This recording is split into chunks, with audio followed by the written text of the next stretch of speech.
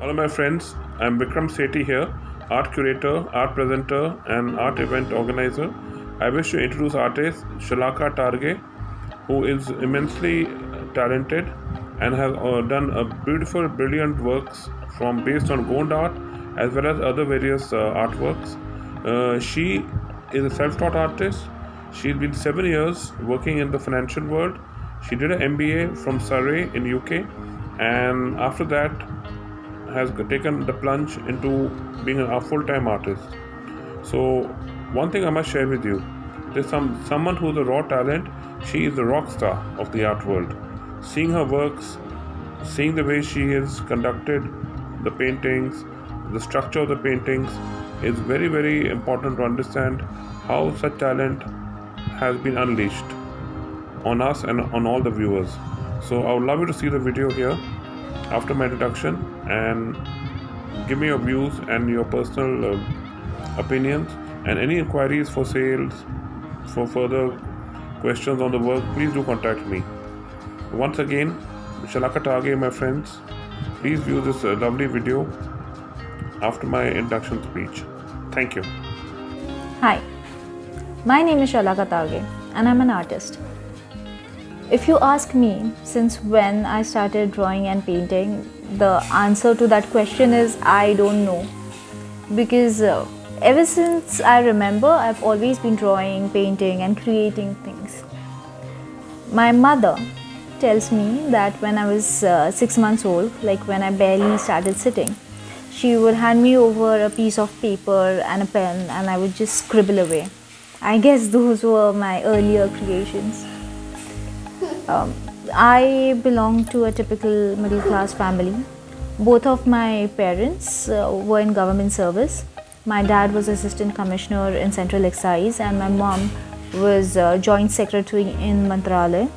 And because both of my parents were working, I spent a lot of time being alone at home. And when I was alone, I would just take out my drawing books and my papers and I would start painting, drawing and creating things, and time would just pass by. So art for me is like second nature. It is like breathing and it comes naturally. I'm a self-taught artist. I've not learned art academically. If you look at my academic background, I'm an MBA student from University of Surrey in UK. I have spent 7 years working in a corporate in financial services, and now I've decided to take the leap of faith and follow my passion and start creating serious stuff in art. So Mr. Vikram Sethi, the art curator who requires no description. He's the award-winning art curator who's had many successful shows till date. He spent about decades in the art industry. He discovered me. He liked my art and he's encouraging and promoting me. Thank you, sir, for that opportunity. So, I'll just give you a quick tour of my artworks. To begin with, let me tell you what my art stands for. So for me, art is beyond passion. For me, art is more of a message that I want to give to the society in general. My artworks revolve around three messages that I want to tell people. First is being your authentic self. I believe all of us are guilty of doing this at some point in our times where we are too eager to please someone, or we are probably just trying to fit in, and we end up not being true to ourselves just to fit in. And through my art, I want to remind people to be their authentic selves. Second message that I want to give to the world is compassion. I believe compassion is who we as human beings are. We are happiest when we give. We are happiest when we help others. And anything apart from that is a learned behavior. And through my artwork, I just want to kind of remind people to be compassionate. Compassionate towards nature, compassionate towards animals, compassionate towards fellow human beings. third message which I want to give through my artwork is the message of love. I believe that love is a key ingredient towards creating anything. Without love, nothing can be created. I create my art because I love doing it. Companies are built because the founders of the company love doing something. Employees working in the company love their jobs, or they love their families enough to keep on working. So love is a key ingredient in creation. Now let's move to my artworks. So the first artwork that I want to show is this. It's a beautiful Ganesh Murti on the festive occasion of Ganesh Chaturthi. As you can see, it's a Bal Ganesh, and he's sitting merrily on a throne with a cute little chubby mouse right beside him. Next, what I want to show is my Gond art inspired collection. Inspired because I've taken elements of Gond art and given it a modern contemporary look. Gond art is a very positive art. So if you hang a Gond art on your walls, be sure that there's going to be a lot of positivity, a lot of positive vibes flowing through. This is the closest to Gond art artwork which I have. As you can see, there are two birds sitting on lovely two trees. One is small and the other one, I guess, is just landing on the tree. Second one are two deers, Gond art deers, who are sitting here and looking in one direction. They seem to be sitting in a fantasy world. I guess they are lovers who are lost in their own fantasy world. The next one is a peacock. Now when I was making this peacock, I tried to use various backgrounds. I kept the background plain white, but it looked like a normal peacock. I changed the background to a glossier silver or a gold, but somehow the character was missing. And when I gave it a rough background, the character of the peacock just popped out. This is so similar to human life, where sometimes a rough background or difficulties help pop out our characters. So this is the Gond art peacock, my friends. These are two cats. They're sitting on a wall, probably talking and having a good time. Again, a couple, and a happily in love couple. Here's another cat that I've created. This is a cat who's lost in rains, and somebody has taken the time and the energy to make this cat feel comfortable, to protect the cat from the rain. Somebody has put a box around the cat and given him the food and a little bit of warmth. This artwork gives a message of compassion and kindness, because when you give is when you actually receive more. So the giver receives more than the actual receiver. Next artwork is tea time. I love this artwork because tea time is kind of a time for me where I bond with my family based on the theme of love. Tea time has various books painted here, which are few of my favorite books. There's Paulo Coelho's Hippie, there's Dan Brown, there's Twinkle Khanna's Mrs. Funnybones. Opera is what I know for sure, and Ruskin Bond definitely. Let's move ahead and see a few of my bigger paintings.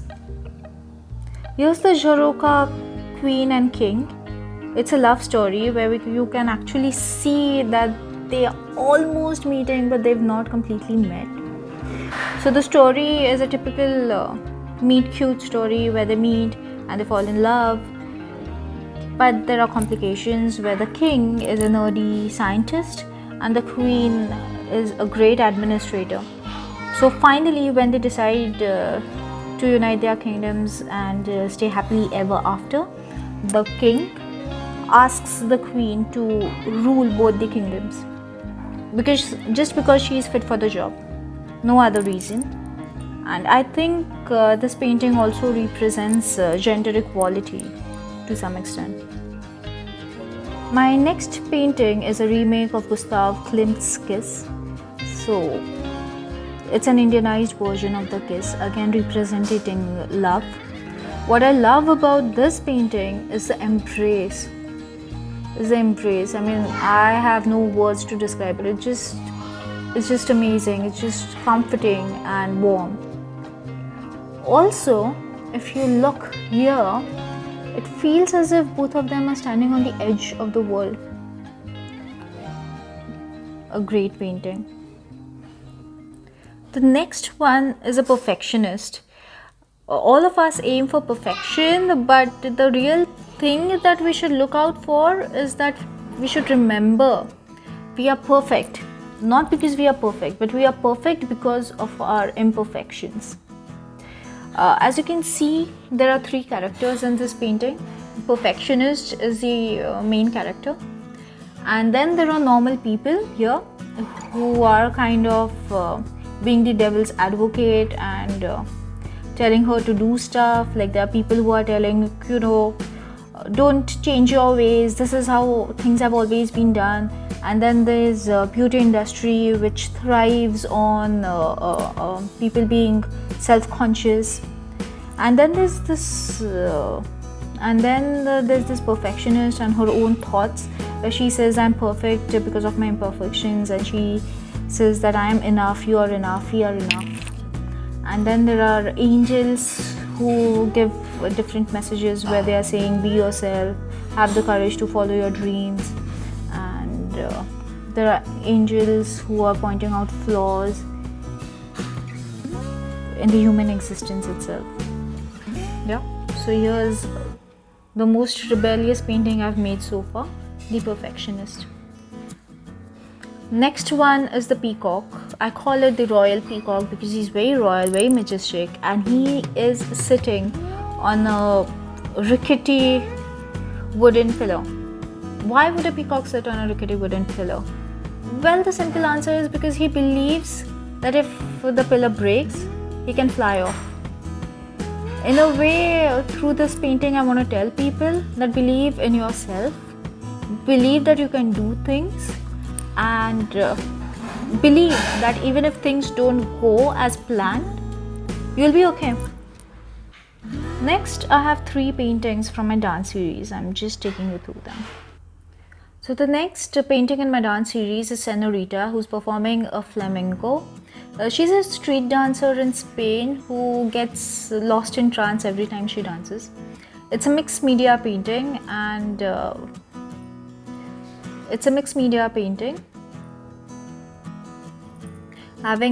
I've used a lot of materials which are available in waste to kind of create it. So it's a recycled, eco-friendly and amazing, unique piece of art. Here's Nritya, the dancer, who's also the dance. Now the amazing thing about her is that she's so lost in her dance that she kind of again goes in a trance-like state every time she dances. But this painting also showcases her struggle. So if you look at the background is dreamy, trance-like, where she's in a trance and she's dancing. The floor is covered with flowers. And if you come closer, if you look at her background, here you can see her memories.